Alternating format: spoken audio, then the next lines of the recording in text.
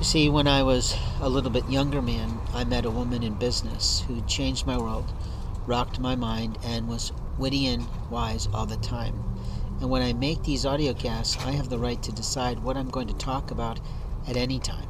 Because I am a writer, I am a creator, I am a producer, and I'm quite accustomed to producing people in a way that is timely and current with the present day. When people wait too long to implement ideas, they often lose the opportunities that are found and discovered when you do a marketing observation. And I'm just going to call it that for the simplicity of time. Many marketers call it all sorts of different things, but generally speaking, it's called market research. Market research is about having the understanding of who is your competition, how much opportunity do you really have, but do you have technology people that are helping you to tutor yourself into more business? And if so, marvelous. But do you own the book of business, or does your corporation? And that's something that we always have to think about in innovation, because when we provide ourselves opportunities in new companies, may have different policies than our old companies, but as an entrepreneur, we have the right to establish our own ideologies, our own initiatives, and our own operations. And when you're creating a standard operating procedures for your sales process to quickly harvest and understand whether or not someone is serious or just a local competitor trying to get some information to piss on you with, there's different approaches to that process. The best way is through a document, and I always did that because when you're multitasking, handling different projects and different programs and different responsibilities with different clients or different prospects, you have to be able to be professional at all times on the phone. I always got tired of people, especially women, who would say, I really shouldn't have taken this call. Then fucking don't take the call, because what you just said was rude most of all. You see, your lie is, now that you know who it is or now that you know what the topic's about, you don't want to play anymore. And that's not business. That's not good business.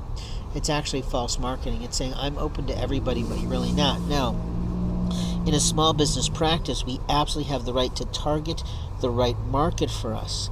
And only maybe twice in my 15 years of running a language program did I ever have to decline students. And I declined the student because of the attitude of either the parent or the lack of interest of the student, and that the parent was more interested than the student. You see, you have to understand who's who and what's what. But a part of a language program, if you have skills in a foreign language, that is the easiest way to provide yourself long-term income until you're practically dead. The only problem is, do you have the emotional intelligence and the psychological strength to be the instructor every time? Now, if you're an automatic teacher, if you're really good at that preference to be able to put the focus on the student and what they can retain, then that's marvelous, because every student has a different learning style is generally true and somewhat untrue.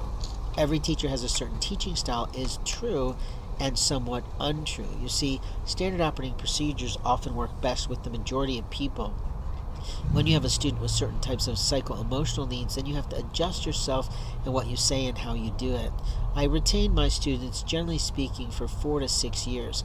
Some were with me longer, but the best of my students, the longest of my students, the most loyal of my students, whether or not they perfected the language or not, always wanted to hug me and my wife when they left, because we were a part of their weekly family.